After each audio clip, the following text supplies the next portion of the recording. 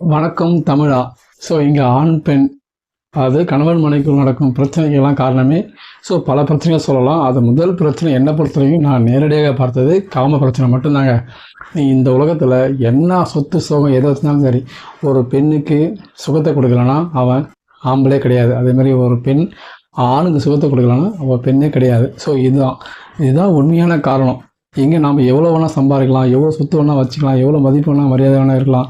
நீ வெளில எப்படி வேணால் இரு, வீட்டுக்கு வந்தால் மனைவியே உன்னுடைய காமத்தில் அவளை முழுகடிக்க வேணும். ஸோ அப்போ மட்டும்தான் வாழ்க்கை சந்தோஷமாக இருக்கும். இதை தெரிஞ்சவங்க மட்டும்தான் கடலில் முத்து எடுக்க முடியும். இதை தெரியாதவங்க தான் டைவர்ஸில் போய் கோர்ட்டில் நிற்கலாம்.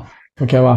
ஸோ இதெல்லாம் புரிஞ்சுக்கணும். இப்போ இந்த இன்ஸ்டாகிராமு, ஃபேஸ்புக்கெலாம் பார்த்து இந்த மெசேஜ் எல்லாம் பார்த்து நிறையா பேரோட கல்யாணம் பண்ணவங்க பேசிகிட்டு இருப்பாங்க.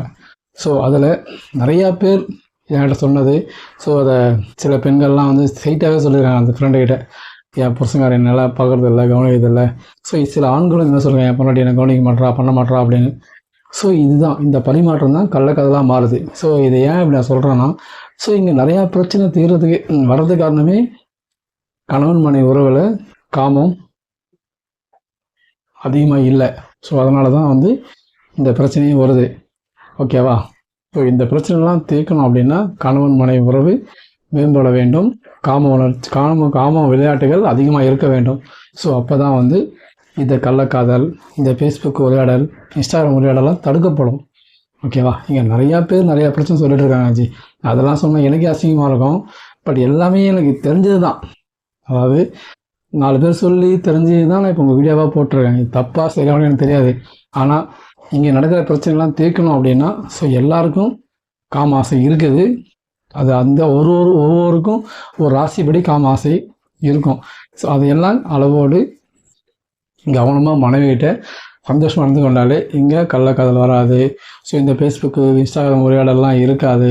பல பிரச்சனைகள் தீர்க்கப்படும். அது விபச்சாரன்ற விடுதியே கொஞ்ச நாளில் மூடப்படும். அதுதான் உண்மை. இங்கே அதாவது 18 வயசு, அதாவது 1லேருந்து 18 வயசு வரைக்கும் எந்த பசங்களும் பெருசாக தப்பானது கிடையாது. திருமணத்துக்கு அப்புறம் தான், அதாவது அந்த திருமணம் கல்யாணம் ஆனது பிறகு எதையோ தேடி கல்யாணம் பண்ணுறாங்க. அது ஆணாக இருந்தாலும் சரி, பெண்ணாக இருந்தாலும் சரி, ஒரு ஆண் மேலே ஒரு ஈர்ப்பு ஏற்பட்டு அதில் சுகம் கிடைக்கல அப்படின்னா தான் அவங்க டைவர்ஸ் பண்ணிக்கிறாங்க.